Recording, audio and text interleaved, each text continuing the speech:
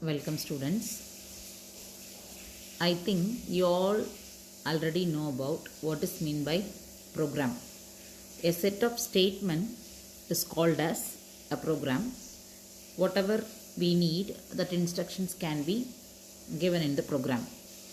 That program can be separated as various parts. That is called module.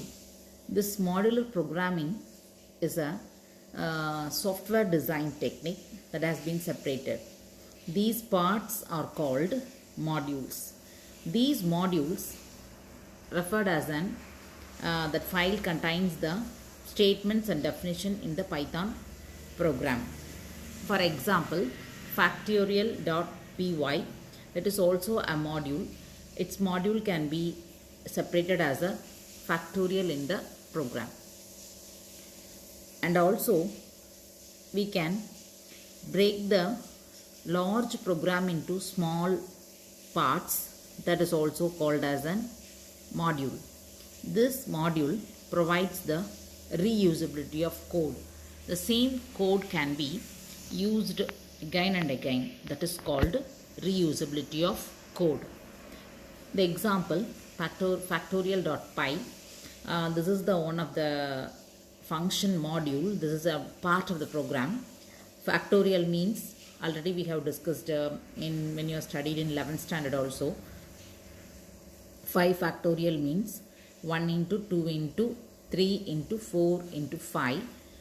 That is called 5 factorial. The value will be 120. Here we have used the def fact function. This is a Python program, and we have used the elif and a function, that is for calculating the factorial value. For loop also has been used. 1 into 2, 2 into 3, 6, like that it is going on up to 5, that is 120. Next, how to import these modules in Python. We discussed about module. How to import these modules in Python. For importing the modules in Python, we need a syntax for that. That is import factorial. Import is a keyword we have used, and factorial is the program name. And for accessing these functions, we can use dot operator. The syntax for this accessing the function factorial is module name. First you have to give the module name dot function name. For example, factorial dot fact of 5. Factorial is the module name and fact is the function name, and 5 for getting the answer, it is given as an argument, that is it is given as a value for that argument. Factorial is an module name and dot operator, and function call fact, that is function of f5. So in this way we can access the functions in Python. Next, this Python has various number of standard modules available. One is SYS module, and another one is OS module, and another third one is GetOpt module. 3 modules are available: sys module, GetOpt module, OS module. First let us see about the Python sys module. This provides an access to the variable, and it interacts strongly with the interpreter. We have to use the syntax as sys.argv. This means it is a command line argument. It is passed to the Python program, and it has used to import the sys. The first argument sys.argv of 0, it is the name of the program which has been invoked. Otherwise we can use 1. This is the first argument which has been passed to the program. Let us see the example for sys module. Main of sys comma argv of 1. So this is accepts the program file, and argument we have given as 1 that contains the name of the C++ file.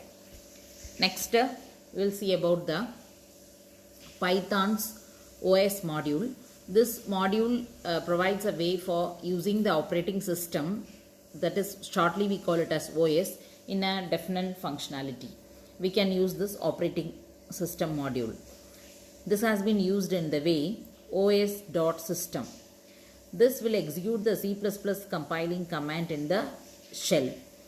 And for example, to compile a C++ program, G++ compiler should be invoked. Here the syntax has been given: os.system of G++ plus variable name 1 minus mode. The mode is either input mode or output mode, plus variable name 2. So whereas os.system means it is the function system defined in the OS module. G++ means it is a general compiler to compile the C++ program under the Windows operating system. And variable name 1, it is the name of the C++ file without the extension .cpp. And mode, either it may be an input or output mode, and it should be prefixed with a hyphen, that is hyphen I or hyphen O. Next, variable name 2, this is the name of the executable file without the extension .exe. An example also given here: os.system of G++ plus cpp file, that is the C++ program, plus, and then hyphen O, it is an output mode, and we have given the plus exe file we have given. So in this example, G++ compiler compiles the C++ file and output mode sent to the executable file. So in this way we can use the Python OS module. Next we will go for Python getopt module. This getopt module is used to parse the command line options and arguments. Parse means splitter. We have to split the command line arguments and options. For this method we need getopt method. So this has been used for getopt module. The syntax for this method is opt, args, equal getopt argument v, options, long options. Argv, this means a list of values, argument values to be parsed, and options means the string of option letters. Either we can use I or O, that is input mode or output mode, and also we can use the colon here. That input and output mode should be followed by colon. This colon is used to denote the mode. And long option, this is a parameter passed with the list of strings, and this long option should be followed by equal sign. Okay. Then the C++ file name will be used, and I will also be passed along with the file to indicate it is an input file. So in this way we are using the getopt module in Python. Next, let us see the example for that. That is OPTS. It is an option file name. Next, args, and getopt of argv, I colon, that is an input mode, and I file equal to. So we have to use the equal symbol, that is for the absolute path we are giving. Next we will go for a Python program executing the C++ program using the control statement. Control statement, as we have already studied, that is an if statement, looping statement. These are all commands under the category of control statement. What are all the steps to execute the Python and C++ program that we are going to see? First step, type the C++ program and save it as any file name .cpp. Here we have given pali_cpp.cpp. It should be typed in the notepad. It is a palindrome program. Okay. For example, we are taking palindrome program. Palindrome, last class itself I have explained. And the string should be checked in a reverse order. If it is same, it is a palindrome.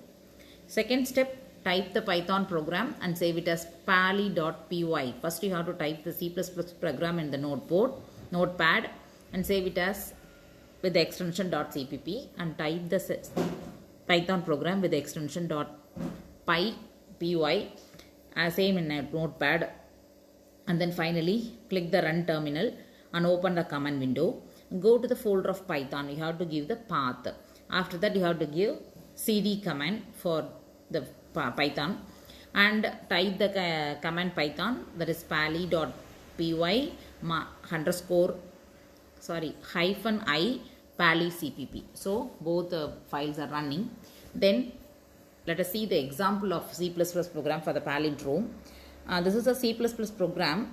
Here we are getting any positive number, and we are checking the positive number in a reverse order, and if it is in reverse order the same number will be there, then it is a number is a palindrome. Otherwise the number is not a palindrome. Here while loop we have used.